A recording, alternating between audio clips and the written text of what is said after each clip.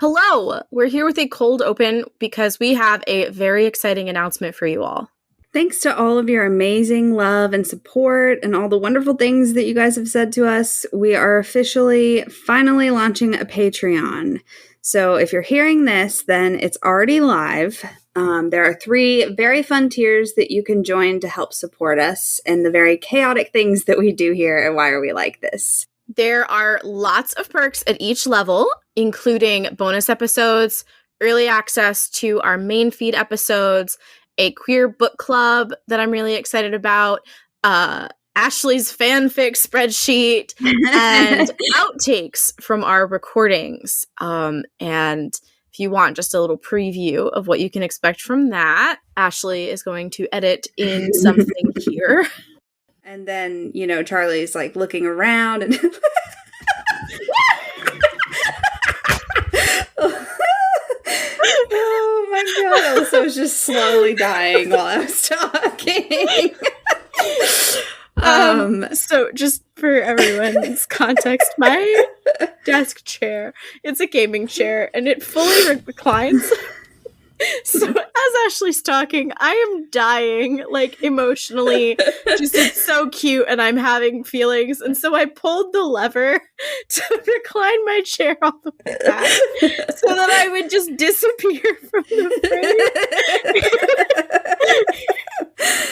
And I almost fully fell. And so I had to fix it, and now I am literally, like, laughing so hard at crying. Join our Patreon so you can hear this outtake.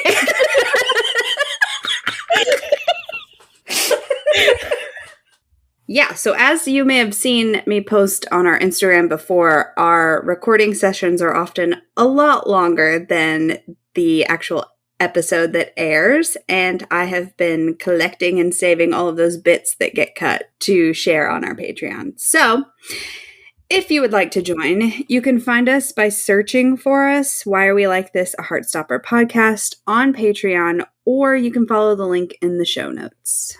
We can't wait to share all of our ideas that we've been working on for you guys. Yay! All right, so now on to the episode. Hi. Hi. Welcome to Why Are We Like This, a Heartstopper podcast. I'm Ashley, she, her. And I'm Alyssa, she, they. And today we are here with a very special podcast crossover episode. We have with us 2 very special guests who you may know from the Heartstopper Fan Podcast, Proper Full On Gay Crisis. I'm David, he, him. And I'm Kate, she, her. Yay, hello. Yay. Oh, hello. hi. So excited. Me too. I feel like we've been messaging about this forever. It has been a long time coming, hasn't it? Yeah, we've been trying to find a time that works for both time zones since just after season 1, I feel. Yeah, it's been a long time. time. Some of that was probably my fault, given that I decided to move 2 states away. Yeah, how dare you? How rude. Yeah. All right. So for us, we like to start with how did you find Heartstopper and your overall feelings on it? Okay. I suppose on a macro level, Heartstopper was just like a seminal moment in television. It was just so redefining of the whole genre of queer TV. The sort of the joy of it and the diverse range of characters that it was covering was just like I'd never seen anything like it. And then on a sort of more personal level, it was just so affirming. I feel like I look back now over the last couple of years and just how much I've embraced my sexuality since watching Heartstopper, and that kind of effect that it's had on me and being more open about it and more less shameful about it, I think. And that's all from Heartstopper. And so it's just had such a profound impact. And obviously for us to have gone ahead and made a podcast and to be spending so many hours a week talking about it and thinking about it, it's been quite life-changing, really. Yeah. I I interpreted your question a bit differently. I was about to say how I found it, as in literally like how I came across it. So I found it because it just appeared as like, you know, at the top of Netflix, and it's like, oh, this shoe's new and you might like this. And I was like, looks cute. Might give it a go. Watched the first episode and was like, oh, that was cute. And I would like to see more. Watched the second one, the third one, the fourth one consecutively whilst bawling my eyes out, and just haven't looked back ever since, really. Is that actually what your question meant? Yeah, like how'd you come across it? Yeah. Oh, right. So this could be the first of many like misinterpretations between us. I realize No, I mean, we would say that in the same thing, but yeah, I totally interpreted that as, how did you experience it? How did you? I mean, I love that too. So give me all of the interpretation. I mean, like the overall feelings on the show, that kind of, it covers that part of it. So. Yeah. I've jumped ahead. Do you want to tell us how you came across it now, David? And then I'll go back to how I feel about it, because that could take more time. I can't even remember how I came across it, to be honest. I knew it was coming before it came out and thought, I feel like I need to watch that. I think like Google ads pop up, don't they? And it's like, you might be interested in, or there's this program coming up that celebrates this, that, and the other. And so I was looking out for it when it dropped on Netflix, but kind of without any real expectations. But yeah, it seems so long ago now, I can't really remember. But I'd never heard of the comics or anything. It was, you know, the TV show was my first experience with the Heartstopper world. Yeah, that was the same as me as well. So Alyssa, you're the sole comic origin story. Yes, okay. Well, like, to be fair, it's me. Alyssa's an English teacher. I am an English teacher. Okay. I majored in English. Just to kind of like recap it. So like the short version is there's a YouTuber that I absolutely love and I've been watching for like 8 years now, Hannah Witten. And she did like a favorites video of the comics and said the show is coming out soon. And so I just did a reread of the comics and I was like, and it kind of like just like triggered my radar, and I was very busy and depressed at the time, so I didn't actually get into it right away, but on a whim one day I just like picked up the comics. Like I downloaded the ebook onto my phone and read it in the hair salon waiting room. And that was like right around the time the show came out, and so I binged the entire comic. Like, oh wow. Everything that had been published. I read freakishly fast, but I did volumes 1 through 4, and then I went to Webtoon and I read the rest of what was published up till that point. And then I went and subscribed to Alice's Patreon so I could see all of the additional pages that had not yet been publicly released. Wow. And then I watched the show because I was like, well, what else am I going to do? And then I had a pretty solid kind of rinse and repeat of comics, show, back and forth for a good like 2 months. Wow, that's impressive. Like, how quick do you read? She reads fast. Yeah, I read very fast. I realized that I never said my overall feelings, did I? So obviously I love it enough to have made a podcast about it. So there's that as a starting point. It's so hard to sum up. I think what David said, it just feels like it was kind of a turning point in television history. It was like, I've never seen anything like this before. I think that's why it gave me so many feelings all at once. It was just like the representation we never had growing up, and it was all there and it was all joyful. And I've mentioned a few times on our podcast the feeling of when you're watching a show with queer characters, there's quite often this kill your gaze trope where something bad's going to happen to them. Like, it's going to go wrong at some point. They're going to die, or they're going to break up, or like something awful has to happen at some point. And I found myself the first time I was watching it through literally on the edge of my seat, like waiting, and then just like picking up on these tiny little cues, like when Olivia Colman oh, I always forget her character name because I just call her Olivia Colman. Sarah Nelson. Sarah, yeah, is talking to Nick in the car, and he's like, Charlie's a really good friend, isn't he? I was anticipating her being like, oh God, you're gay, and like having a really bad reaction to it. And then when Nick does come out to his mum and it's so joyful, it was just such a breath of fresh air that like it can just be joy, and like it can still show the struggles and like the harder parts, but without it having to all go wrong. And there were so many times that I felt like the show kind of caught me in a little hug and was like, oh, this is where it might have gone wrong, but nope, like we've got you, like it's not going to go wrong, you're okay. So that's why I love the show, is just the joy.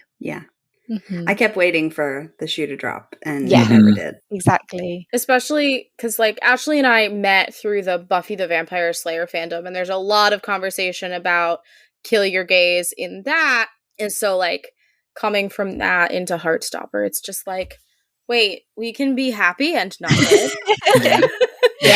What? This radical idea that we don't have to punish characters. We don't have to punish anyone, and people can just have kind of normal teenage experiences and just have normal lives without it having to all go like disastrously wrong. See, I'm really interested, like, as American viewers, because the depiction of like British school life in Heartstopper is quite mundane, I suppose. And so I'm kind of interested, like, culturally, what is the kind of the impact that it's had over there. I know that we've had a lot of people from America who've written into us and sort of said that it's been very hard for them to talk to other people about having watched it. And I get the sense that there are more kind of isolated pockets of fandom. So I'm really interested in kind of your thoughts as Americans viewing this. Yeah, it's definitely pockets. I don't have any. I mean, I have friends that watched it, but not that love it the way that I do. So I had to take to my national friends to make this podcast. Like, hit Alyssa up on Twitter. I was like, so yeah, it's definitely, and people don't know what it is. Like, I go out and they'll like ask me about stickers, or like I have a tattoo and they'll ask me about it. And I'm like, oh, it's Heartstopper. And they're like, what is that? Should I watch it? Well, obviously I should watch it. You got a tattoo. Like, and I'm like, yes, everyone should watch this show. Yeah. I don't know. Alyssa, we're in vastly different parts of the US. So well, so my experience has radically changed moving from New York City to rural Pennsylvania. I moved from New York City to a red district in a swing state. Hey, fun. So, not for nothing, Ashley, the friends that I had local to me who were into Heartstopper are our internet friends who just so happen to also live in and around New York City. But there weren't really people like outside of our already established circle of queer nerd friends, right? Who had really watched it, with the exception of I went to dinner. My husband and I went to dinner with his sister and her husband, and we were just chatting about like, oh, you know, like watch anything cool recently. And before I could bring it up, my sister-in-law goes, "Have you guys watched Heartstopper?" And I was like, have I? I've watched it like 7 times. I've read the comic. I'm like, not for nothing, my sister-in-law is bisexual and married to a trans man. So like, still within like the queer bubble. But it was the first time that I'd been in a situation where I wasn't the one to bring it up. So you couldn't have just done what I did then and just wore like a Heartstopper quote on a t-shirt to a public event and just had people come up to you and be like, I love the show. That wouldn't really happen. Not really, not here at least.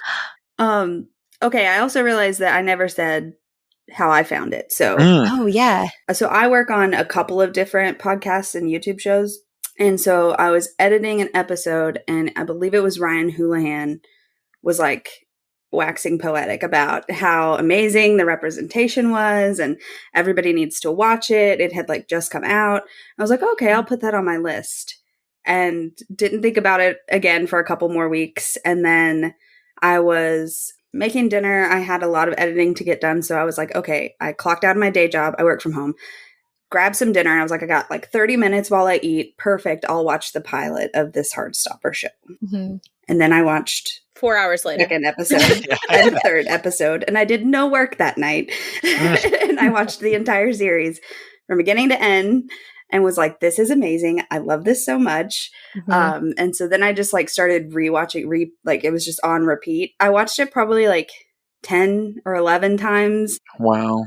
And so I was like, okay, this is based off of a comic. Like, obviously, I need to read the source material. So I ordered all the books and waited about 3 days. Shipping was like 9 days or something. 3 days later, I was like, this is taking too long. So I went to Webtoon and I read all of what was on Webtoon. And then I reread all the books when they got delivered. And then I just started like Alyssa said, kind of comic And repeat. show and listening to ASMR at night of someone reading the comics. So Oh, wow. yes, Cherii ASMR. Oh, I will drop your name every time. It's so good. It's Cherii with 2 eyes. Cherii with 2 eyes. I am Yeah. definitely going to look that up. Yeah. And she reads like chapter by chapter or, and goes through. So I just kind of like made a playlist of all, and I just called it like Heartstopper ASMR. So I just put it on when I sleep and it just loops.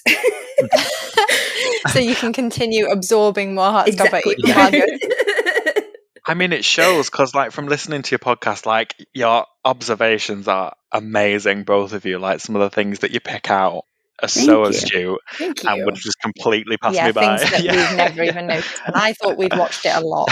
Some of that, at least for me, is also the 2 years of TV production studying. So. Yeah, that Yeah. must help as well. Yeah. It's the hyperfixation for me. So Yeah. Whenever I'm talking about media, I say, like, the first time, like, you do have to acknowledge I'm an ex-film student. Mhm. So, like, my brain is wired to look at these specific things. Yeah. Oh, there's been so many times. You'll be able to really help us today then, probably, because there's been so many times where we've said things like, oh, and the way that this shot is framed is really cool. And if we were film students, we'd probably be able to describe it, but we can't, but it's just good. So I suppose, is that kind of the angle that you guys come from then? I mean, because in theory, like, our podcasts are quite similar, aren't they? In that we go through the episode kind of beat by beat and talk about what stood out to us. So what's your kind of angle that you would say that you come in at?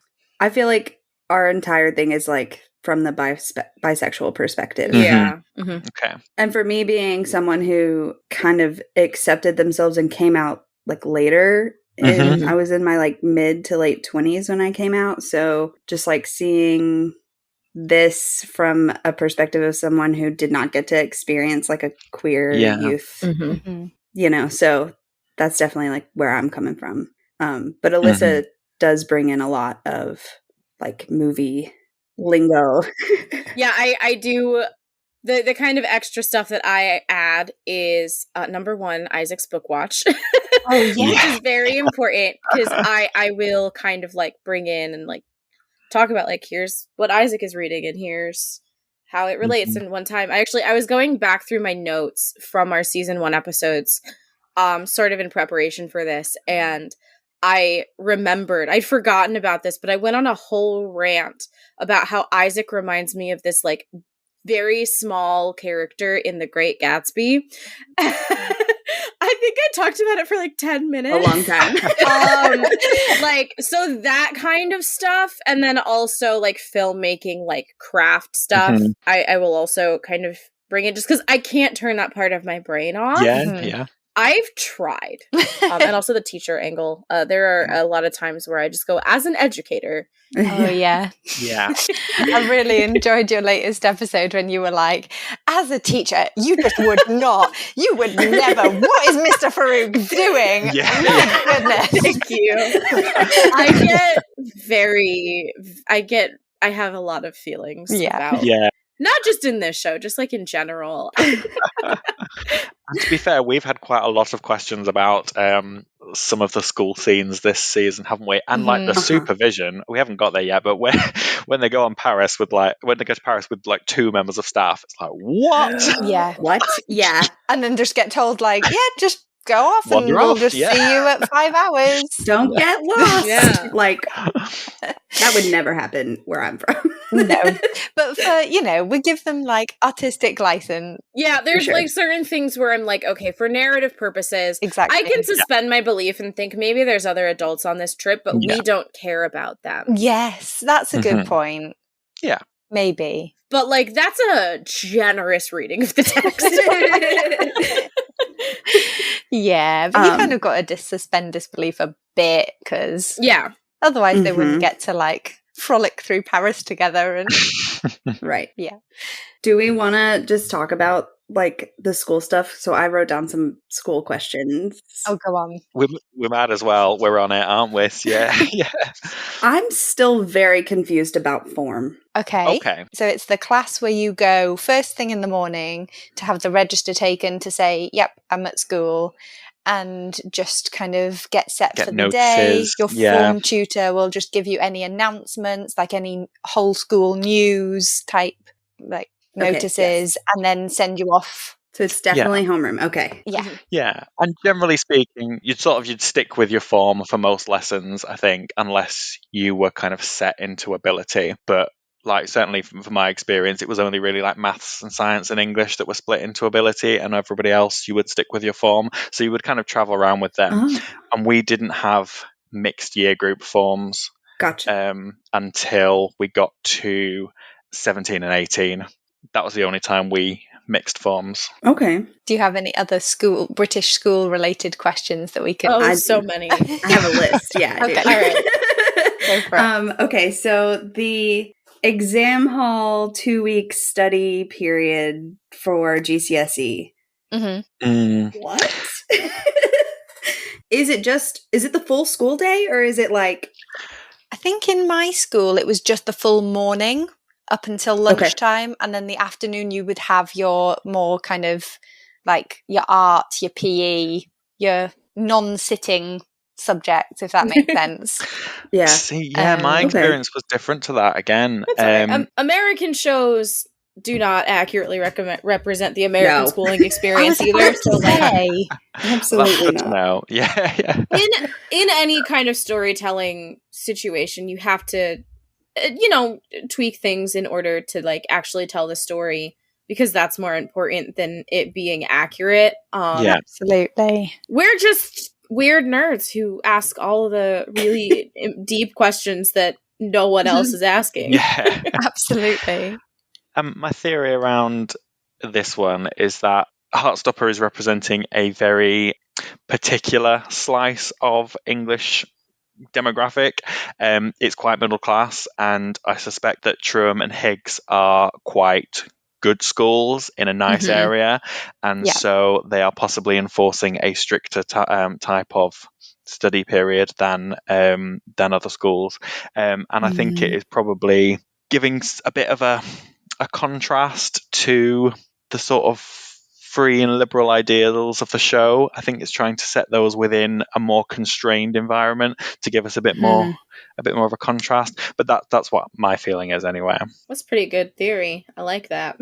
Yeah. Yeah, their uniforms are definitely fancier than ours were. Yeah, and no one has their shirts untucked. Like, we would be constantly untucking our shirts, and then as soon as we saw a teacher, would like hastily stuff them in and then pull them straight back out.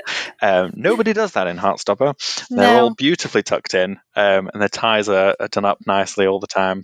Oh, did your school go through a phase? Like, I think with the uniform thing, it makes people really want to try and express their individuality, but like you have to do it through the uniform. So the way people tried to do that in my school was either making their ties kind of ludicrously short so that they only came to here, or ludicrously long so that they were like down to their crotch area, and no one just had a nice normal tie. I don't think we ever went long. We definitely went short. Oh yeah. Or with the massive loop at the top as well. Yes, yeah. Tie fashion. I've never had a uniform for school, so Me neither. No. Never ever. Public school in the US, it varies, because in New York City my students had uniforms, but most schools don't.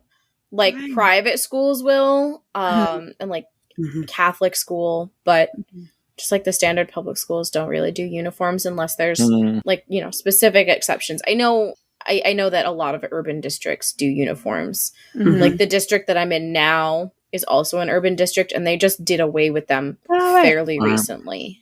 Even then, like a lot of like if it's like at my old school, it was khaki, black or navy slacks and a polo shirt in the school's colors, or a school-issued t-shirt. Okay. And we gave out t-shirts for everything. So the kids were in t-shirts, and then they were allowed jeans or sweatpants on Fridays. So, like, even then, it's, like, fairly lax compared to, like, UK uniforms. Oh, yeah. That's, very different. Okay, so I have another question. Okay. Go on. About isolation. Is it really isolation if they put more than one person in there? Again, like, I feel like we had a teacher that would sit in the isolation room. So, yeah, you wouldn't be in there totally on your own.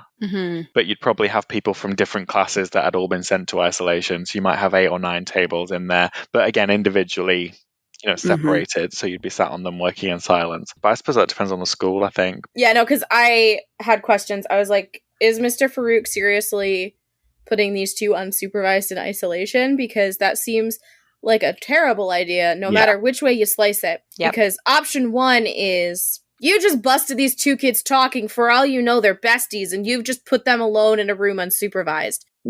What are you going to do? Talk. Real scenario, these 2 kids hate each other, and it's a miracle that they didn't kill each other in that room. It could have escalated, couldn't it? Yeah. Yeah. I think, again, it's for story purposes. I don't think in any real school you'd be left completely unsupervised with other children with you. I think in our school we just had like one isolation room that was next door to the head teacher's office, so that they could and they had a little window so that they could keep an eye. But I think the dividers between people who had to sit in there would have been much larger. But I never went there because I was too good. I wouldn't know. Okay, so also prom. Is this accurate? Would it be later in the summer like that instead of closer to the school year? Well, we were all kind of confused about the timeline of this school year, because they had sports day a while ago, and that's usually like the last thing you do before the summer holidays. So I think, again, it's just for story purposes, like where it fits. Gotcha. I think prom would be at the end of the school term, I think. And I think because we didn't read ahead in the comics at all, because we discovered Heartstopper through the show, so we just watched season 1 and then waited. And because the end of season 1 was sports day, we thought that's the end of the school year. And that season 2 would be like either starting from the summer holidays or picking up from the beginning of the next school year. And we thought that's how they're going to get rid of Ben and Harry, because they're going to have finished school. But I was wondering how that was going to work, because Nick's also in the year above Charlie, isn't he? So, but it wasn't. They've just swapped the whole school year around and just...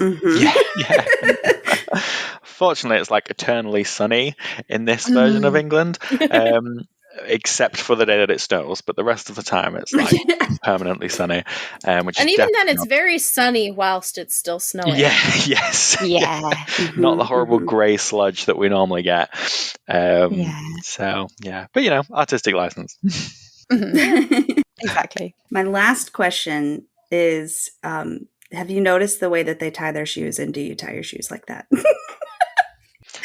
I have not noticed the way that they tie their shoes. And is it particularly unusual? It's strange. Maybe the fact that we haven't noticed it means that it's normal for us, and that's why we haven't picked up on it. Would you like me to get a shoe to demonstrate how you usually tie a shoe?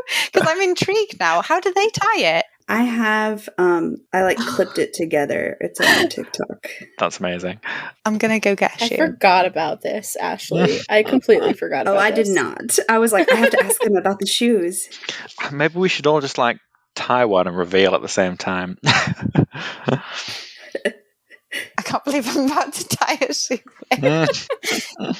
Not having the shoe on my foot. This is bizarre. Okay. Just pretend I'm doing this normally. Make my bunny ears. Uh-huh. Loop them over each other. Cool. No, yeah, okay. That's how we tie it. Yeah. Okay. That's normal. Okay. Phew. I thought you were about to blow my mind. There's so they do one loop and then they pull it around and tuck it in. Yeah. I do know people who do it like that, but they're weirdos. Okay, confirmed. I'm putting that on record. Confirmed, these are weirdos. It's not a normal way to tie a shoe. Oh, maybe he's just tucking it in. It is quite common to with Converse, tie it and then tuck the laces kind of to the side of the tongue. I think that what we've kind of just boiled it down to is it's probably some weird continuity filmmaking thing that none of us could even consider. Or for convenience of you have to do this shot 5, 10, 15 times and this is just easier and faster to do and undo for filming purposes. Why bother filming it? Why not just not have the shot? I don't know. Yeah, that's also a very valid point. Yeah. I think what we've discovered is that we've all watched this show way too many times. So we're now having a discussion about shoelaces. Right. Should we get on to the answers for each other's end of episode questions? Yeah. Because I'm intrigued to see how this goes. Yeah, I can't wait to hear y'all's answers. So we have 2 features each week, don't we, Kate? Our first one is our Heartstopper moment, and that's where we pick the moment that made our heart jump in our ribcage the most. So most of the time those have been positive moments, but there have been ones that haven't been. So yeah, they can be heart-stopping for a bad reason as well as a good reason, but just that kind of moment that really stays with you, that sort of screenshot moment. Yes, and we also have our panic line advice section based off of Charlie's phone background, the gay panic line. And that's where we ask listeners to come up with advice that they would like to shout through the screen at the characters during each episode as well. And we do the same. We've had some quite amusing ones, haven't we? Some of them are quite serious ones, but we've had some funny ones as well. I'm excited. I have notes. Yeah, my advice is all over the place. So Brilliant. So for us, we also have 2 where we do our favorite quote from the episode. And then we have our Heartstopometer scale. And it's a scale of 1 to 5 on how hard your heart stopped. But it is only good, not bad. But you can go, the 1 to 5 is very loose. You can go in either direction as far as you want. I discovered that in the episode I listened to earlier. I think, Alyssa, you might have given something like a 10,000 or...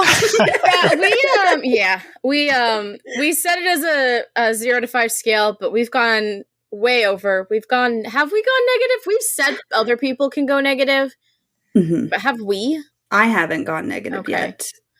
I feel like I might have during bully or something. Yeah. I feel like there's always enough lovely stuff, isn't there, to not quite go negative. But I have to say, I didn't think I was this person, but when I started looking at it and there wasn't a defined scale that I could go within, I was like, I have no idea where to pitch this. That's okay. Our friend TJ gave every episode a 5 out of 5. So okay. Yeah, well, that's fair. I have a method that I've gone through, so I might need some help putting a numerical number on it, but I will talk you through my thinking as we get there. Oh God. Perfect. So should we start with episode 1? Yes. Let's do it. Okay, so episode 1, season 1, meat. So, my quote from episode 1, I'm hoping this counts because it was a text quote rather than a spoken quote. But mine was the thank you X that Charlie texts Nick at the end of the episode. Aw, that's a good one. Yeah, that is a nice one because that's the first ever message that he sent. Sweet. I went with, I was going to go for the high montage and I thought it's too obvious. So then I went for when Charlie was talking to Tori on the bus about his perfect guy and was saying that he just wanted someone he could have a laugh with and who's nice and kind and just likes being with him. But then ends up saying I'd probably just settle for someone tall. That's a good one. Solid choices.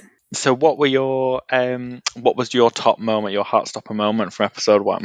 My moment was at the end of the rugby / Dover Beach montage when Charlie finally bests Nick and Nick says, "Well done." And Charlie giggles and Nick gets the leaves and falls in love. That's nice. Yeah.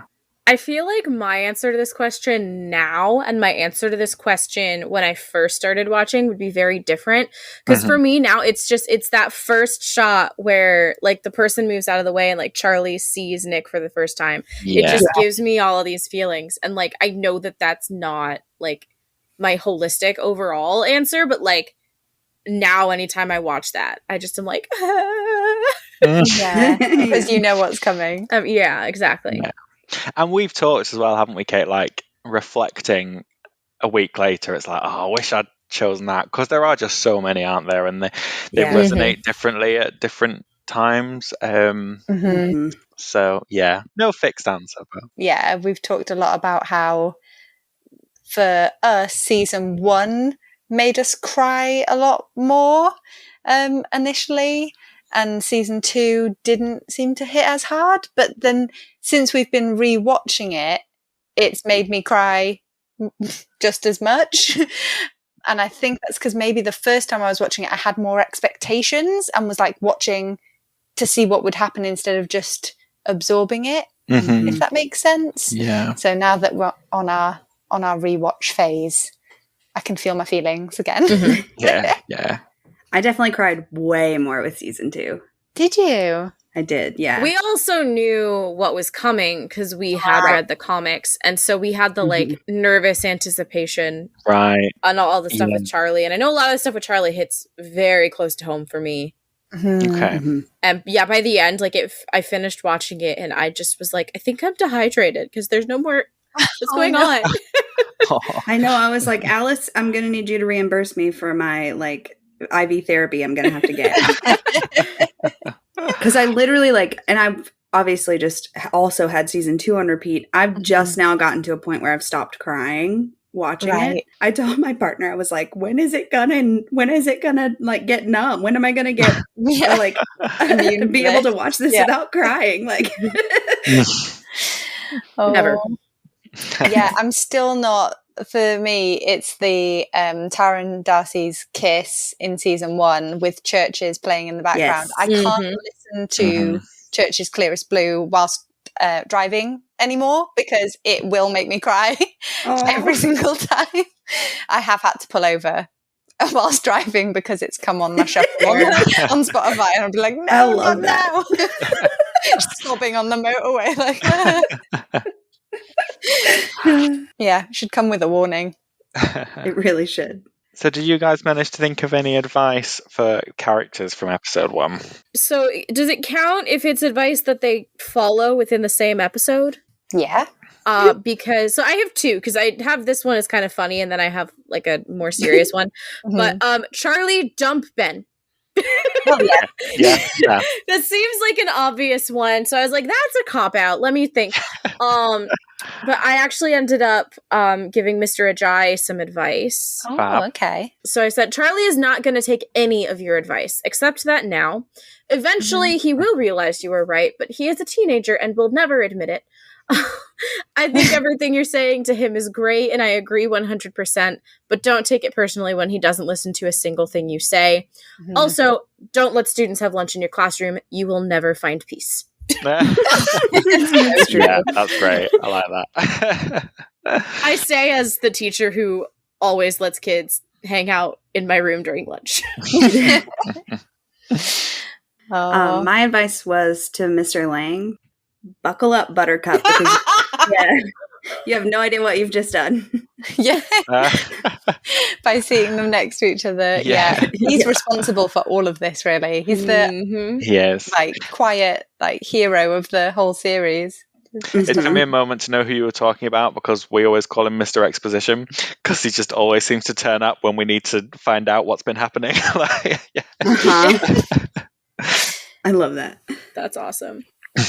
Just like side note, like Nick and Charlie better invite Mr. Lang to their wedding. Oh yeah, absolutely. Like if you have to, right? And Mr. Ajayi, and then you have to bring Mr. Farouk, and you have to have Coach Singh, but like Coach Singh, yeah. So Heartstoppometers then. Oh yes. Kate, do you have one ready to go? Yes, I have a sensible and quite rational 4 out of 5, because my feeling was, when I was watching this episode for the first time, obviously I knew the series was going to be good, but I didn't know how good. I was like, oh, this is a really good series and I want to watch more of it immediately. So yeah, 4 out of 5. Kind of knew it was good, didn't realise how good. That tells you how high my Heartstoppometer is about to go. Yeah. Okay. So I couldn't put a numerical value on mine because I just couldn't pin it down. So I need some help. So I've for each episode at the moment, I've done a little heart. Can you see that? And I've filled it up. This. So this one's half full, but is a bit wavy, because I was a bit I was trying to put myself in the shoes of when I first watched it. And so I was like, okay, I'm really enjoying this. I'm feeling warm feelings. But there's some pretty shaky stuff going on with Ben, and I don't know where this is going to go. So that's why it's a little bit wavy. The ocean is not smooth in this series. So that's where I'm at. So I haven't quite pinned down my scale. Sounds like a 3. 3.5 maybe. Yeah. Okay. So episode 2. Episode 2. Crush. My quote straight away fits with the title of the episode, because it was Isaac's but I want to believe in romance. Isaac. Very good. When Tao's telling him not to encourage Charlie to have a crush on straight boy. Yeah, because Nick Nelson's so Toby's straight. delivery is so good of that. Yeah, absolutely. And in season 1, he didn't get to speak that much. So it was really nice for him to have that moment. So mine was from Tori, and it was her saying, "I don't think he's straight," when Nick leaves after the hand crackles and the hug at the door. Yes. Yeah. That's an iconic one. Mm-hmm. Just pretty much everything Tori says is iconic, isn't it? She's another one who doesn't say much, but when she does, she always just sticks it. Yeah. Knocks it out of the park. My moment for crush, I am torn between 2 moments. One is Nick's face when they are sharing the stool and Charlie's teaching him drumming, and he's realizing so that his facial expressions and stuff get me in that scene. And also the hand crackles, the hand fireworks. Those are one of my favorite parts of the show.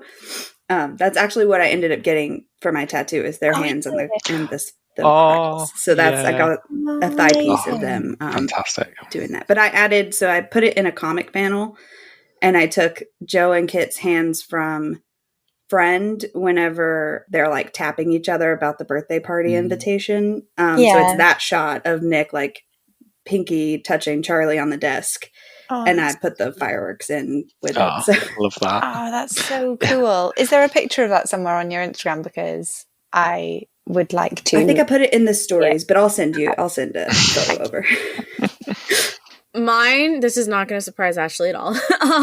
Mine is the snow scene to Dance With Me, because that is, like, it's one of my favorite moments of the entire series. Beautiful. But, like, if I had to pinpoint it down to, like, a single, like, shot, it's, like, when they're, like, laying down and the camera is, like, it's, like, a bird's eye view and the, like, animated snow.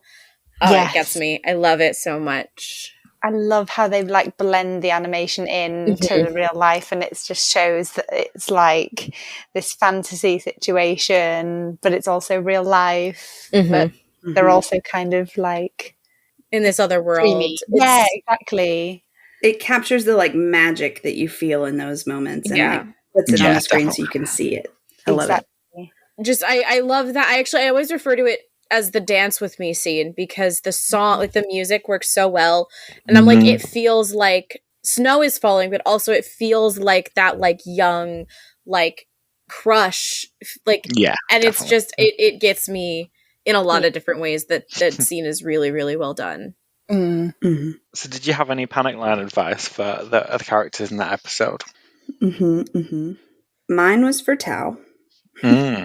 I know you're terrified of Charlie ending up in a bad place again at school, but you could not protect him from the world, and he is his own person who can make his own decisions and talk to whoever he wants, and you have to learn to accept that and trust him in his own decisions. Right. Excellent advice. Good. Yeah. I have that advice for him later. I was about to say, we ended up giving Tao quite a lot of advice in season 1, because he was just, he needed it. Needed it. Thank you. I'm glad you guys agree. I feel he was listening in the break between the seasons. I think he was listening too. He must have. Yeah.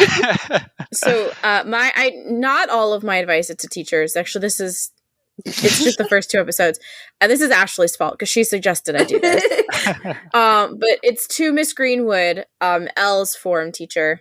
Oh, yeah. I think it's great that you want to check in on your students. However, maybe don't do it so loudly and in front of the entire class. And definitely don't suggest that you could assign another student to look after her. If you're really worried, there are ways that you can do this, like talking to Elle privately and asking her how she's been adjusting, or planning a group activity and assigning Elle to a group with Tara or another student who you think would be welcoming. But don't do this. This is terrible. Yes, I like the group activity idea. That would be a much more natural way to get her to meet Tara, who you think she's going to get on with, than just like assigning her a friend. Totally didn't do that last week. Oh, excellent teacher alert. It worked. Hey. Oh, no. Were you sitting behind your desk like, years? It's all coming together. Teacher instincts for the win. But I did, like, in the back of my mind, I was like, thanks, Heartstopper, for giving me this idea. Yeah. So where did y'all fall on the scale for this one? Do you want me to go first again? Go on with then, my actual numbers. I gave this one 4 out of 5 as well, because again, like, this is the one that made me start binge watching. So actually, maybe I should give it like 4.5. But again, it felt like it was just kind of setting the scene, and I was really enjoying it, and it was really good. And it was good enough to make me want to carry on watching the next 4 consecutively. But yeah, it was still kind of just like building up to episode 3, basically. That's fair. Yeah. So on my filling up the heart, there's like a teeny weeny minuscule slither at the top that hasn't been filled, but I have given it a little trophy because it had my favourite moments from the whole series, which was the hand crackle section. So I suppose that's probably like 4.8. Yeah. That's the number that came to my mind when you were like a sliver. I'm like, okay, so like 4.8. Yeah. I'm going to need a photo of your hearts, though. I will send them through. Yeah. Okay. So, Kiss. Oh, this episode. Okay. So this had our top Heartstopper moment from the whole series, didn't it, Kate? Ooh. It did. It better. Yeah. Yeah. And I think that I probably swayed that a bit because I was like, this is the bit that made me sob uncontrollably for 3 hours. So we're going to put it at the top of the list. Yeah. For episode 3, my quote was from Elle, and it was, well, it's not old times anymore. It's a good one. Yes. Mm-hmm. Okay. I love the delivery of that one as well. Yes. I didn't really do it justice, but she absolutely sells it. Yes. Mm-hmm. Mine was, you're just going to assume they're a girl. Ooh, because for me, that was the turning point in the conversation that they were having that led up to the kiss. And that must have taken Nick a lot to say it, because he was then trying to drive towards the kiss. And so, for me, that was a really pivotal moment. Okay, so not for nothing, you said that and I got chills, and like that's one of the lines. That's like one of the parts of the show where like even how many times I've watched it, like I still get all like I think I held my breath at that point. Yeah. It's like I can't breathe. Yeah. Yeah. Honestly, the first time I watched this through, my wife was away with work, and so I was watching it completely by myself in an empty house, but I was still like audibly going, what? No. What? Oh my God. Like gasping at the screen. And like, well, yes. Yeah, I think I was watching it by myself too. And I remember like when Charlie turns and says, and bisexual people exist, I like jumped off of my couch.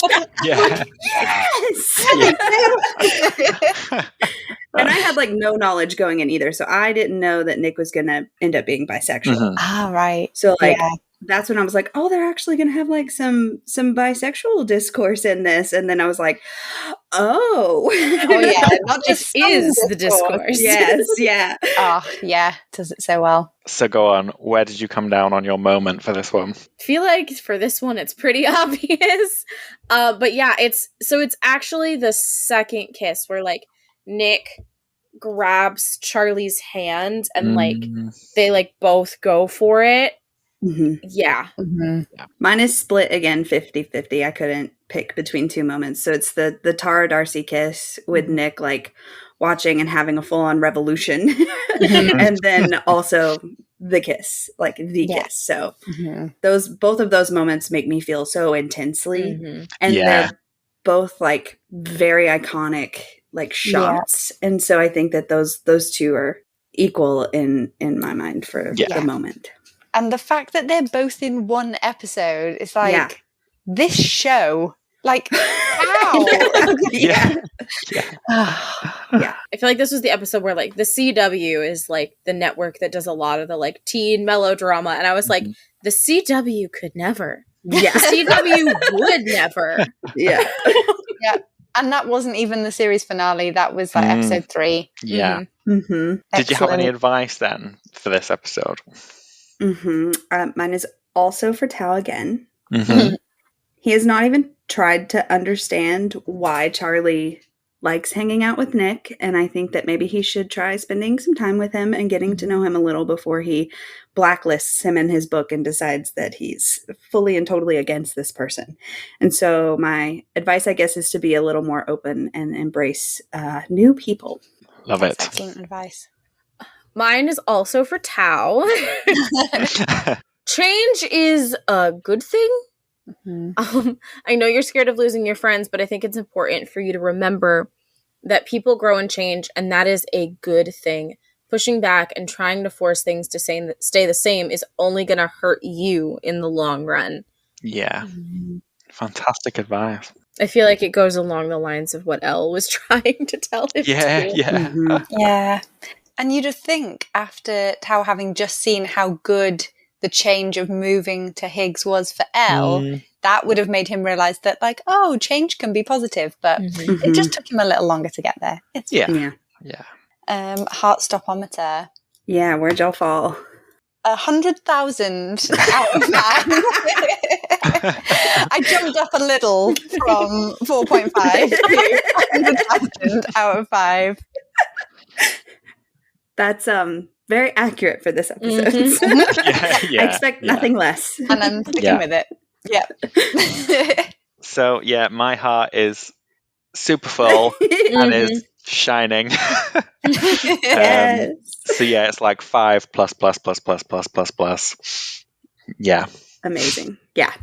I mean, it's a big episode. So. Oh yeah, huge. So, shall we go on to secret then? Yeah. Yeah.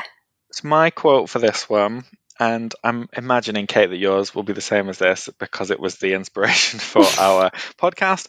And it was the line where Nick says, "I'm having a proper full-on gay crisis." Yes. Just his face when he says that line Oh. is just it's such a good scene.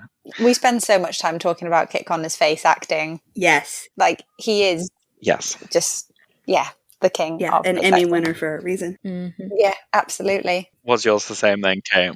Yeah, my quote was obviously the same. Proper full-on gay crisis. Could not. What were your guys' Heartstopper moments for this one? Mine is the bedroom kiss. Specifically when Charlie goes up on his tiptoes. Oh, yeah. Oh, I know. It always gets me. Every time. So mine, I went back through my notes to help me remember these. And so I don't fully remember the exact context because a lot of the show blurs together. But this my notes are forum classroom. This is like after the conversation in the bedroom. It's like the next school day that we see. Yeah. Nick looks so happy to see Charlie. I am not okay. Code Blue, send help. I am unwell. They're so cute and so happy. And so I was like, well, that must be it. And I do remember it. Picture it. Yeah. That shot very strongly parallels the shot at the beginning where when they first meet. And so like that as well is in there. I thought that my notes there were funny. So I wanted to share that with you. Yeah. I do remember that because they're like, at school, let's keep it a secret. And then at school, they're like, beaming. Yeah. And they see each other. It's like very obvious. We've talked many times about the fact that it's, you have to suspend disbelief a bit that clock that they're dating because they do not hide it well. No. Oh. Do you have any advice for them in this episode? So I have advice to Nick in this episode. To open up to Charlie a bit more about your fears. I think it would make both of you feel better if you talked about the struggles you're having and work through it together. And also be honest with Imogen ASAP. I do understand not rejecting her in front of literally all of her friends, but this should have been a tonight conversation, not a tomorrow or Saturday conversation. Should have been rectified that day. Yeah. Totally agree. My advice is for Imogen. And I wrote from one too much girly to another. Imogen, my sweet baby angel, guard your heart. I know you're dealing with a lot of big feelings and you don't know how to process them yet, but it's important to protect yourself. A lot of what happens can be mitigated by you keeping your feelings a bit closer to the chest.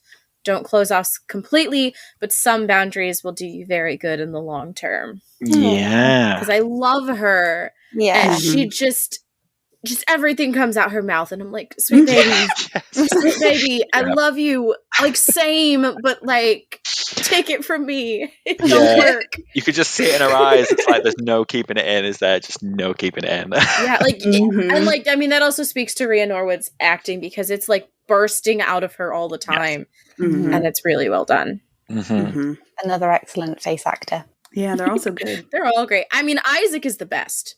Because he has so few lines and his character is such a standout. Yeah. But yeah. Right, Heartstopper. I've gone 10,000 for this one. Okay. So it's still like well off the 1 to 5 scale, but it's like 10 times less than the 100,000 of the That was my thinking. So my heart is kind of filled up to the heart's cleavage, for want of a better word. I've never heard it called that before, and I hope I never do again. You know the bit I mean, though, don't you? I do know that. And again, it's a bit kind of wavy because obviously I massively feel for Charlie in this situation that he's having to keep it a secret and all of those things that they're trying to work through. But yeah, it's definitely still up there. So I'm probably going to go 3.7 3.7 for that one. Solid. Y'all like this episode more than we do. Yeah. So this is actually our least favorite episode of season Really? Right. Yeah, there's so much rugby. There is a lot of okay. rugby. Yeah. So we went a little lower on this one Okay. because like obviously the beginning is like Yeah. but then all the rugby like drags me back down. Yeah. I think that's why I gave it the 10,000, because of the Nick in the rain, like the Notting Hill moment, and the proper full-on gay crisis. It's so good. It's like right up top, but then everything else pulls it down. Yeah. No, that's fair. So I suppose that brings us on to episode 5, Friend. My quote for this one was Nick to Imogen saying, "Do you ever feel like," and to be fair, I've skipped a line here, "your real personality has been buried inside you for a really long time." That line, it just gets me. Yeah, it's very powerful. It is.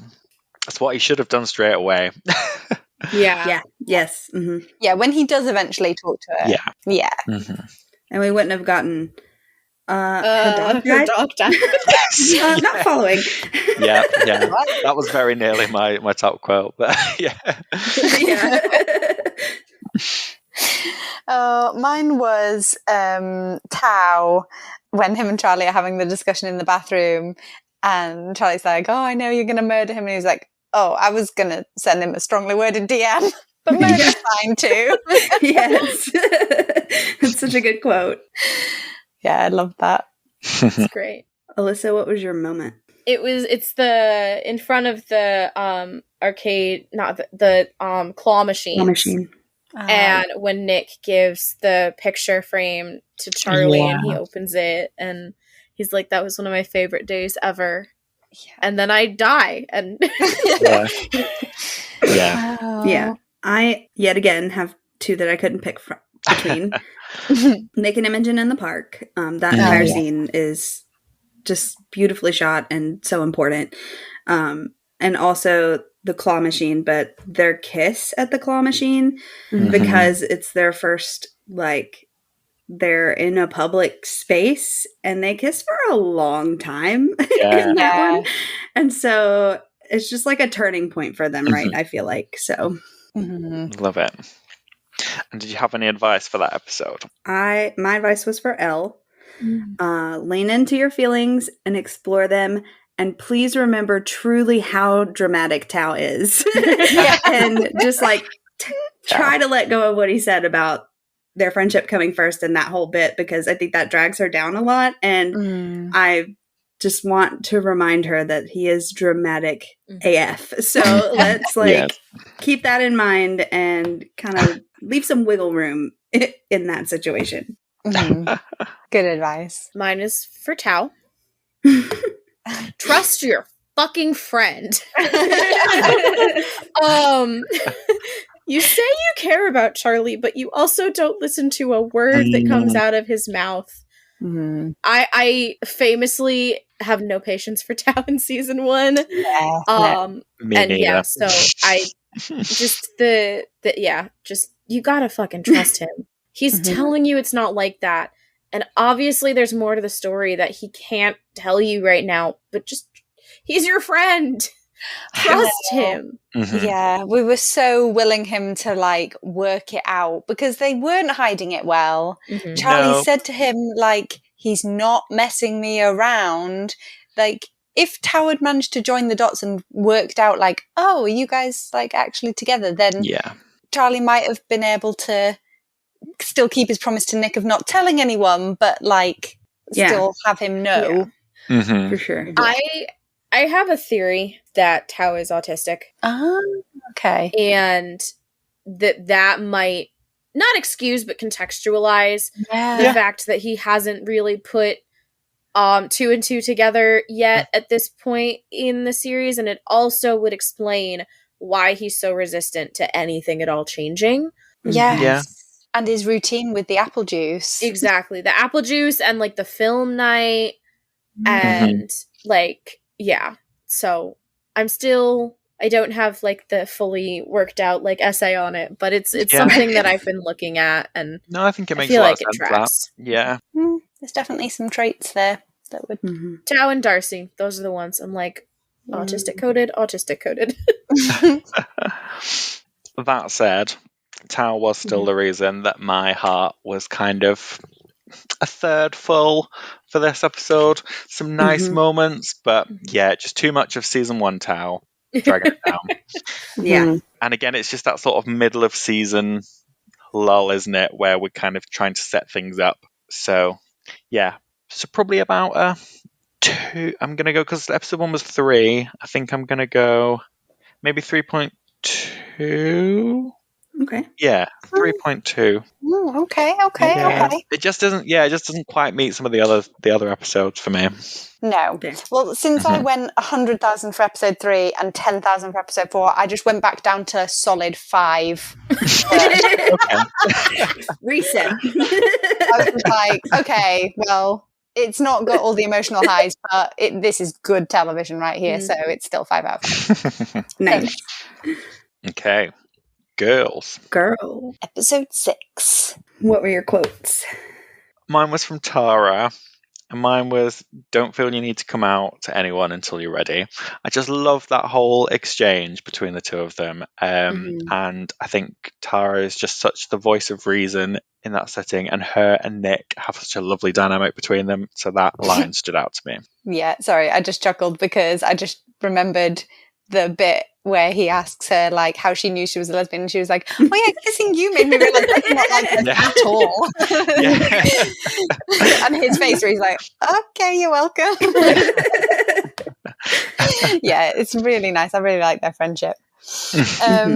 My quote, I went for Olivia Colman, Sarah, asking Nick, "Do you remember that summer when we had to watch Pirates of the Caribbean like every night because you're in love with Keira Knightley?" And him being like, "Shut up." And then it's like, I suppose it's kind of a quote into a moment where like, his eyes watching, like flicking between Orlando Bloom and Keira Knightley, because relatable. Yeah, I think every bisexual in the world was like, thank you. I felt very seen. I had a whole diatribe when we got to that about Pirates of the Caribbean bisexuals versus the Mummy bisexuals, and how Eddie, my husband, introduced a secret third option, which is 2002 live action Scooby-Doo bisexuals. Yeah. That's me. Yeah. And so now I need to inform everybody of this. Yes. Yeah. Yeah, it's Daphne and Fred, right? Obviously. But like also like Linda Cardellini as Velma. Oh, I meant Velma. Sorry. Yeah. But also like, okay, so not for nothing, Sarah Michelle Gellar is Daphne. So Michelle like, Gellar, also not a bad option.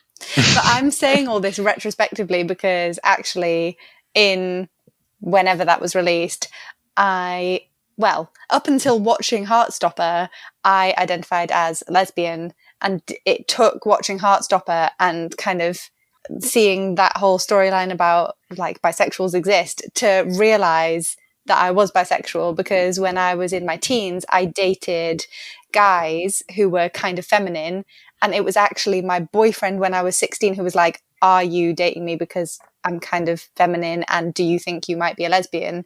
And I was like, "Oh shoot, yeah, I do find girls attractive." Then went on to date only women, ended up marrying my lovely wife, which I'm very grateful for.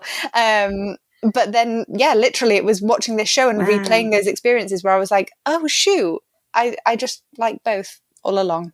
I love that though. I love that that journey. Great. I love that so much. I was really privileged to kind of be listening to you kind of almost have that realization on our podcast and like in front of me. That was a lovely moment to have shared with you, Kate. Oh, thanks. It's a lovely moment to have. And it just shows again like the impact of this show, because even for me, who already thought I was like quite a out and proud gay woman, it still showed me things about myself that I didn't know. So yeah, just healing the world. One queer at a time. Yeah. Oh my god, yeah. So many of like our listeners who've like written in and messaged us or it's like adults talking about how healing this show has been. Mhm. And Yeah. we've had so many messages from people who are like, you know, grown adults who are just now realizing their queer identities, and yeah. So my moment is actually almost word for word I wrote down almost word for word what you already said about Nick and the Pirates of the Caribbean moment. I noticed the Pirates moment, specifically the close up on his eyes looking back and forth, because same Nick, same. Yeah. And sorry to bring it back, but that was one of the things, like when I was with my boyfriend when I was 16 and he had that conversation with me of like, I think you might be with me because I'm a bit feminine. He handed me the TV remote and was like, can you flick through the channels and just find a guy that you find attractive? And I was like, Orlando Bloom in Pirates of the Caribbean. And he was like, kind of feminine still though. And I was like, okay, I take your point, but that's just my type. So listen, it's more masculine than saying Orlando Bloom in Lord of the Rings, though. True. I've still never watched Lord of the Rings. It is one of the great shames of my life. I know. Do it. It's worth it. I do it's need worth to. it. I saw the musical of Lord of the Rings. That was an experience. Yeah. Didn't know that was a thing. I bet that was I felt great. like it flopped. It was spectacular, but way too expensive to ever run. Definitely. Yeah, it was definitely worth seeing. But anyway, that was a side point. Going to be investigating that on the internet later. Mm-hmm. What was your moment? So mine was so they're at Charlie's house and Nick is getting ready to leave, and it's like he like asks Charlie on like a proper date, and he leaves, and as soon as the door closes, Charlie does this like excited happy dance, and it's like this moment where I'm just like full to bursting with like love and joy. So yeah, Charlie's little dance. Yeah. Oh, brilliant. Love that. Yeah, so I'm so enjoying this conversation. I'm so grateful that you guys agreed to do this, because when we were doing the first season and we could only pick one moment from each episode, we were killing ourselves. Like, there's so many. So now getting to hear you guys have two different ones for each episode is just giving me life. Okay, do you have any advice for characters in this episode? Yes. Yeah. My advice for Tara is to talk to a trusted adult about her struggles as well. I like that she's opening up to Darcy, but Darcy's also a teenager, and what she's feeling is bigger than what a teenager can handle. And so maybe talk to your mom or a therapist about what you're going through. Solid advice. My advice is to Tara and Darcy as a combined unit. Meddling is not a great idea. As fun as it seems, especially when your friend has explicitly asked you not to, because I honestly feel like some of their meddling kind of took Elle kind of several steps back in terms of her like coming to like understand her feelings for Tao and actually act on them. And like, not for nothing, I know we're not talking about season 2 with this, but like that continues into season 2 where Tara's advice kind of doesn't help. Yeah, I feel like Tao and Elle could have got there much quicker without that little interruption. But I did love that their group chat was called Meddling Gays. Yeah. And like, not like the payoff in the loop is worth it. Yeah, for sure. So worth it. Yeah. So where'd we fall on the scale for this one? It's another solid 5 out of 5 for me. No massive highs, but it's just a great episode all around. So I've filled my heart up to its cleavage. I've given it some bright sparkles because objectively I really liked this episode. It was just fun, and I loved the atmosphere, and I loved the developing dynamic of the friendship group with the addition of Tara and Darcy. Meddling aside, I like that was kind of becoming a thing. But yeah, I couldn't give it as much as some of the other episodes. So it's probably about 4.3. Okay. 4.3. Yeah. Very specific. Yeah. So, rocketing towards the end, Bully. I found it really hard to pick a quote for this one, so I just had to go with Char. Yes. Oh, yeah. Perfect. That is a good one. Oh, and the look on Charlie's face. Yeah, I went with OC, Olivia Colman. Charlie's a really good friend, isn't he? Oh, because that was one of those moments, we were talking about the kill your gaze, not being sure where it's going to go. That was one where my heart was in my mouth, like, oh no, it's all about to go horribly wrong. But then it did not. Yeah. Okay, so my moment for bully is the full like handhold firework crackles in the movie theater. Oh yeah. Yeah. Mine is actually in the car when Oscar winner Olivia Colman is trying to communicate to, like, when she says Charlie is a really special friend, and like Nick, and also Nellie is like in between his legs, and my note at the end of that, it's like me like writing out the lines of the conversation, and then it's just me sobbing. Yeah. I was sobbing pretty much continuously from episode 3 onwards throughout. Yeah. Heartstopometer wise, I gave episode 7 a -1,000. I believe that's allowed. Yes. If I've read the email correctly. It is allowed. Yeah. Okay. Bully's a hard ep. It is a very hard episode. Yeah, I've gone low, and there's a sad face in my heart, but there was still enough for me to have a little warmth going on in my chest. So I'm probably going to go 1.8. Okay, yeah. I'm going for very specific non-integers. Yeah. The char of it all pulls me back up. So yeah, that's true. Did we do your advice? No. Oh. I have 2. My first one is Harry and Ben, please take a long walk together off a short pier. That's all we need. Yeah. Yeah. Problem solved. Yep. And then my actual advice is, again, to Tao, because I have no patience for him in this episode. Stop making everything about you and talk to your friend. Have a goddamn conversation and listen instead of making snap judgments and refusing to keep an open mind. Yes. Excellent. Because the end of that episode and like Tao being like, this is all it just destroys me. And I'm just like, you know what, Tao, fuck right the fuck off. Yeah. And he knows, like, of anyone, he knows how easily Charlie takes the blame for everyone else's actions.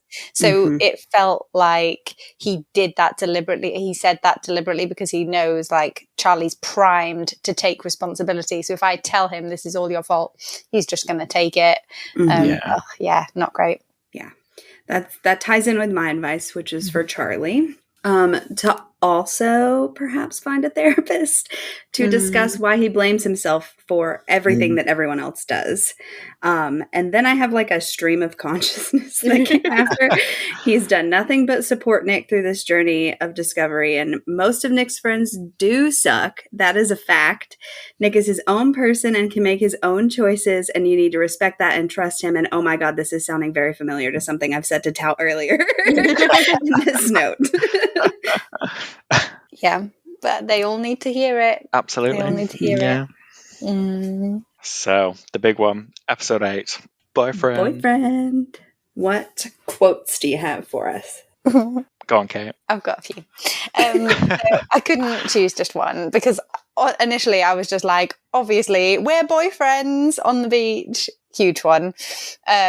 Then you've also got Mr. Ajayi's Don't Let Anyone Make You Disappear. Yes. Absolutely iconic. But I ended up going with Nick telling Tao you should try rugby because it's good for relieving negative emotion. Just because I love Tao's facial expression, like how completely deadpan he does that. And how Nick has a little chuckle to himself because he knows he's not going to like take that advice anyway. Yeah. So good. It's a nice moment of levity, that, isn't it? Yeah. Well, I went for, you don't get to let me feel like crap anymore just because you hate yourself. Because I was like, that was such a moment of growth for Charlie. I just was like, yeah. Yes, and the one like little tear that comes out of Ben's eye, and I'm like, yeah, cry. It does though upset me because I'm like, that was such a good like conclusion to the Ben stuff. I'm like, why did we have to bring him back? I know. I was just thinking that today when I wrote that. I was like, yeah, why have we done the Ben thing again? Surely we can draw a line under that. But yes.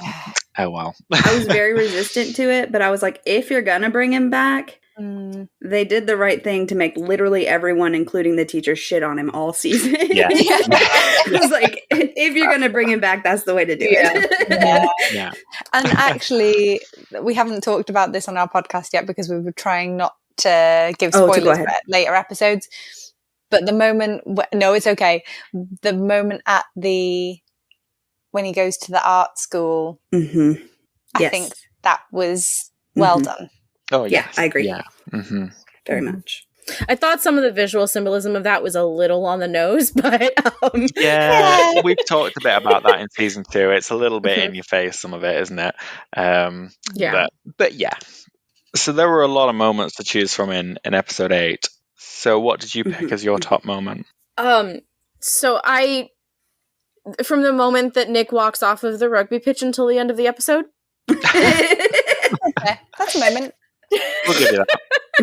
It's a moment in television history. Yes, it was. Yeah. Although actually, I'm not gonna lie, Imogen's face when she sees them walk off together, it does things for me. Yeah. But then after the conversation that Imogen has with Nick when he actually does come out to her in season 2 and she's like, it makes sense that you didn't like me because you were gay. And then the face crack when he's like, oh, I'm bi actually. And she's like, oh. Yeah. So you actually just didn't like me. I still disagree with your reading of that, but that's just me. Oh no, I totally, that's how I read it immediately the first time I watched it. Yeah.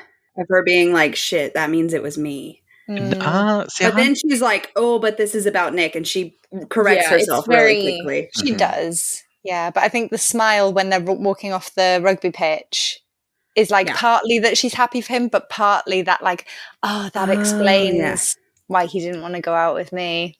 Yeah. Kind of a smile. Okey-doke. So for me, it was another tie between Sports Day, but like when he like stops mid rugby and starts jogging over to him, like and grabs his hand, like that whole thing. Yeah. And the coming out scene with Sarah. Yeah. I also came out to my mother at the kitchen table, so it hit hard. Yeah. That's where the serious conversations happen. It is, yeah. You think about it in the shower and you talk about it at the kitchen table. Yeah. That's the process. Okay. So advice then for the last episode. I'm going to go first because yours is going to launch me into a spiel. Mine is selfishly for Tao and Elle to just lean into their feelings and go for it because their like cliffhanger, I'm like, just kiss. Yeah. Yeah, that's fair. So this is the only one where Ashley and I like coordinated. So my advice is to Nick. You go to the beach, bring some flip-flops. Oh, God, yes. Thank you. This is kind of a running joke. It's mainly Ashley's joke. I literally texted her and I was like, hey, I'm 98% sure this is your advice for boyfriend. So I'm just verifying. Brilliant. Are you going to talk about Nick's sneakers? And she was like, actually, no. And I was like, cool, well, I'm gonna. This is my one problem with season 1. Why did you run into the ocean with your socks and shoes on? Yeah. No, sir. And I bring it up like almost every episode. I'm like, he took a train.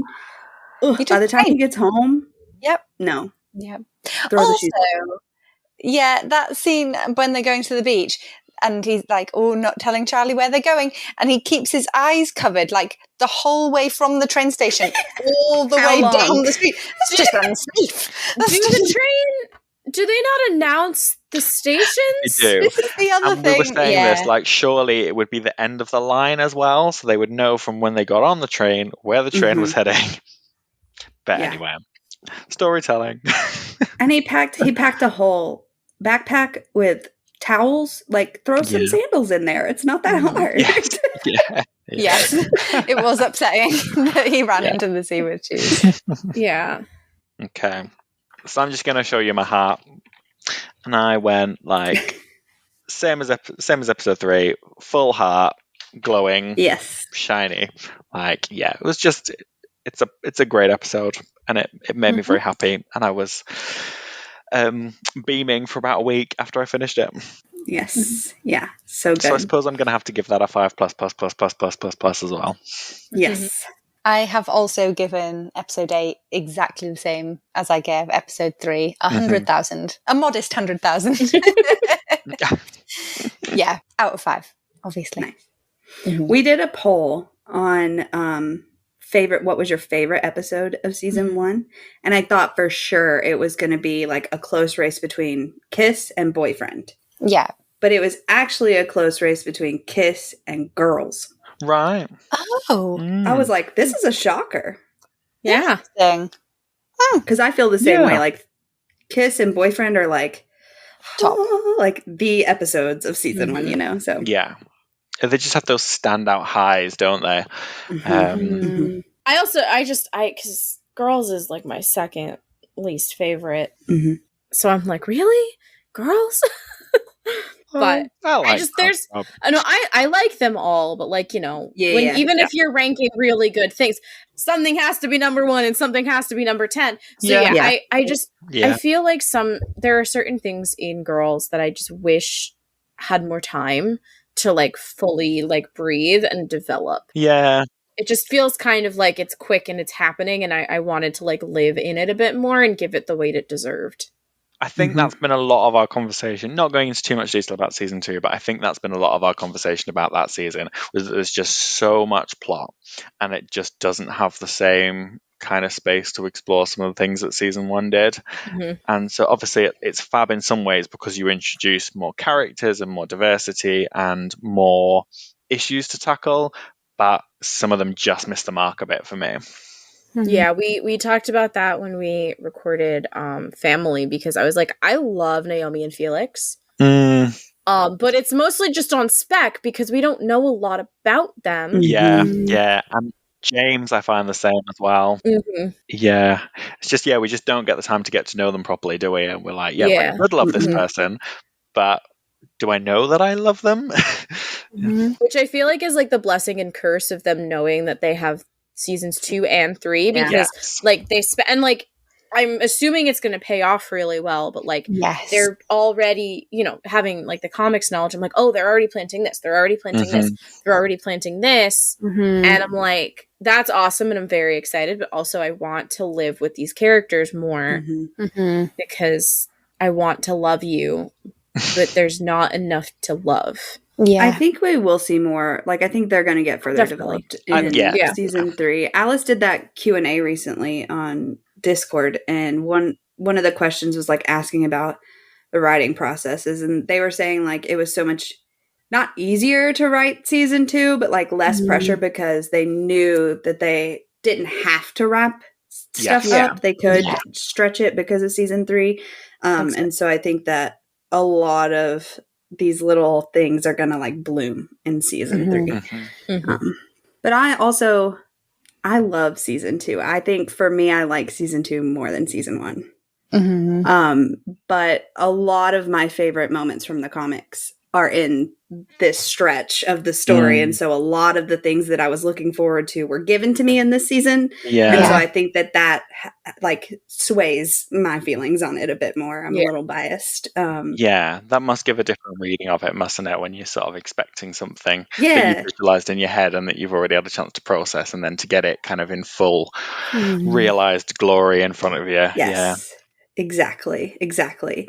And like, I was really worried with like, that it would lose like some of its sugary sweetness because of the more mature content that we're getting in this season. But I think that, I mean, Alice managed to like perfectly balance the lighthearted nature of the show while also incorporating those heavier themes and more mature content. And I feel like it was able to like balance it just perfectly.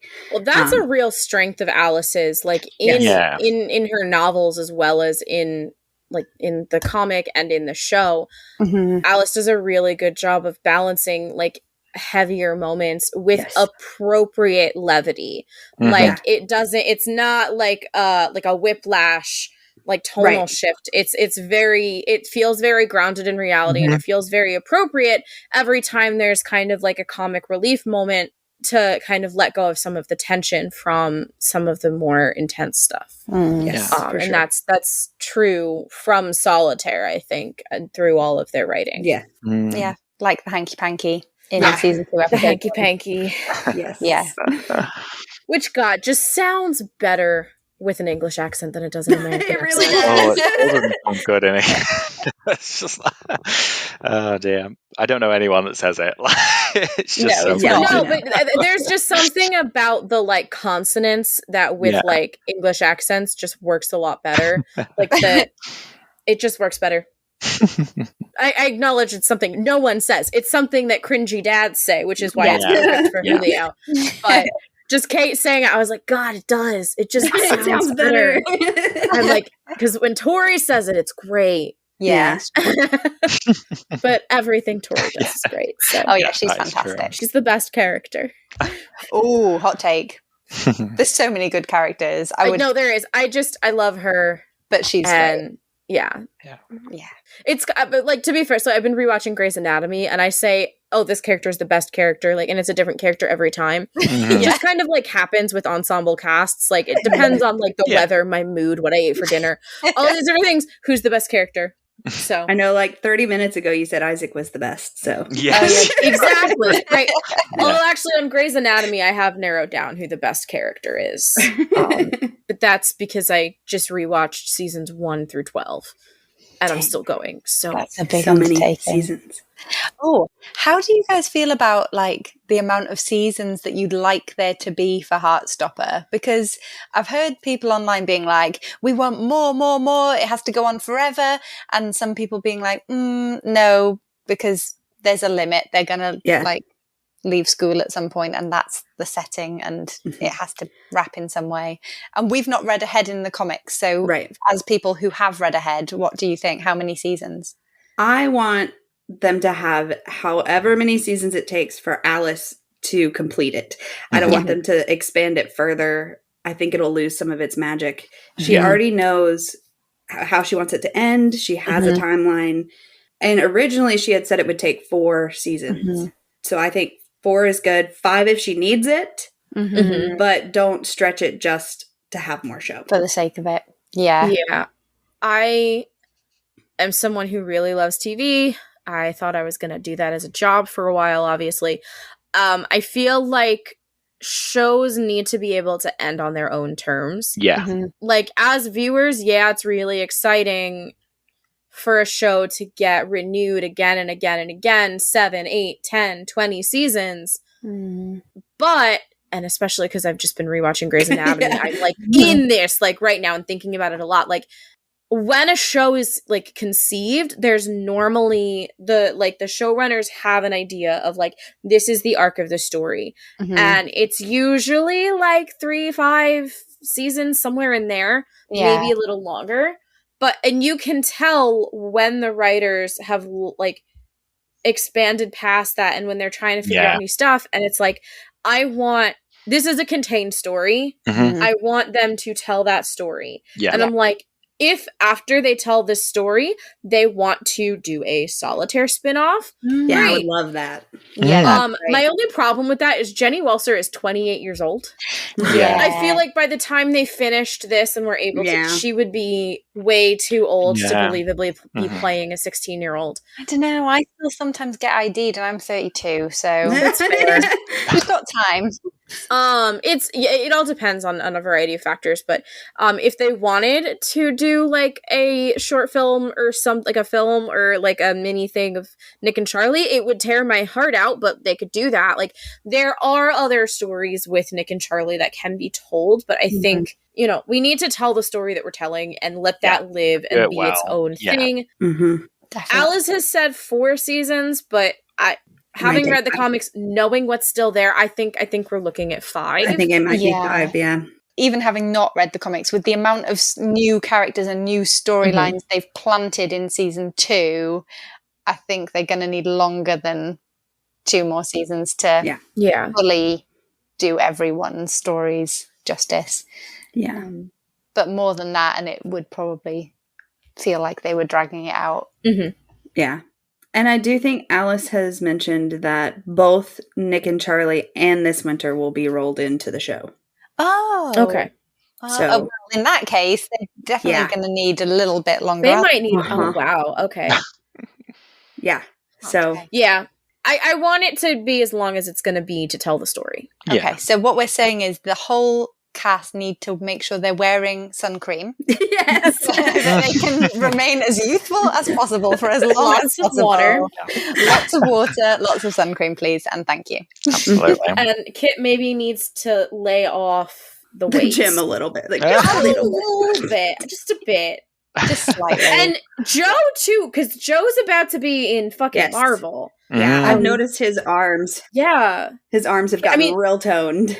The character that he's probably playing is, like, on the leaner side to begin with, but, like, he's still going to go through Marvel boot camp. Right, yeah. Yeah. I'm looking forward to seeing that as well. Yeah. All right, well, thank you for hanging out with us and talking. It's been so much fun. I feel like we should do this again sometime. Maybe to do a get each other's season 2 answers once we've finished our season 2 coverage. That's a really good idea. Yeah, and I'm sure that we'll have more school questions that will come up. I know, we did a season 1, like, British school / rugby with our friend of ours, Georgie, who plays rugby, British and plays rugby in the UK. So, so it just like happened to work out. Yeah. And I was like, there's more things that we now need. And Ashley was like, yeah, I've been talking to Kate and David. So, and I'm like, okay, cool. So I'm sure we'll have more come season 3, just as things come up. Because yeah. Glad our British school experience was useful. Yeah, it's been lovely to get your perspective as well. It has really, been really interesting to see how much we agreed on, and how much there are these universal themes that are just like relatable to everyone, whether you understand the British school system or not. It's just good storytelling, fantastic acting. It's just, what more do you need? It's everything. So where can everybody find y'all? So if you want to find us, we are on Instagram at Heartstopper Fan Podcast. You can also email us at heartstopperfanpodcast@gmail.com, and you will be able to find us on Spotify to listen to our podcast. Yay. All right, well, I think that just about wraps us up for this week. And of course, this is a bi-weekly podcast by 2 bisexuals, and we will be back in 2 weeks for Season 2, Episode 4, Challenge. If you want to follow us online, we are at Why Are We Cast on all platforms. And if you like this, please consider rating and reviewing, as it will help other people find us. And until next time, bye. Bye. Bye. Bye.